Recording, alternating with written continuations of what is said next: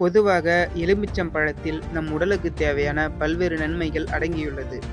உதாரணமாக, அதிக எடை உடையவர்கள், நீரிழிவு வியாதியால் அவதிப்படுபவர்கள் தினமும் ஒரு எலுமிச்சம் பழச்சாறு குடித்து வரலாம். இதுபோல லெமன் மூலம் நாம் அடையும் பயன்கள் பற்றி இந்த பதிவில் காணலாம்.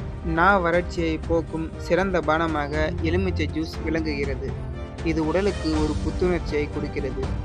சிலர் கல்லீரல் பிரச்சனையால் பாதிக்கப்பட்டிருப்பர். இப்படி பாதிக்கப்பட்டவர்கள் எலுமிச்சம் பழத்தை பிழிந்து அதன் சாறு எடுத்து அதில் தேன் கலந்து குடித்து வந்தால் கல்லீரல் பலப்படும். எலுமிச்சம் பழச்சாறை உடலில் தேய்த்து குளித்தால் உடல் வறட்சி நீங்கி உடல் நறுமணத்துடன் புத்துணர்வு பெறும். எலுமிச்சம் பழச்சாற்றை தலைக்கு தேய்த்து அரை மணி நேரம் ஊற வைத்து பின்னர் குளிக்க வேண்டும். உடல் பருமன், கொலஸ்ட்ரால் போன்றவற்றால் அவதிப்படுபவர்கள் தினமும் ஒரு எலுமிச்சம் பழச்சாறு குடித்து வரலாம். இந்த லெமன் சாறு வயிற்று வலி, வயிற்று உப்பசம், நெஞ்சு எரிச்சல், கண்வலி ஆகியவற்றை குணமாக்கும். ஜீரகத்தை எலுமிச்சம் சாற்றில் ஊற வைத்து பின்பு உலர்த்தி சூரணம் செய்து 5 கிராம் அளவு கொடுத்து வர 48 நாளில் பைத்தியம் குணமாகும். பிதற்றல், மயக்கம் போன்றவையும் தீரும்.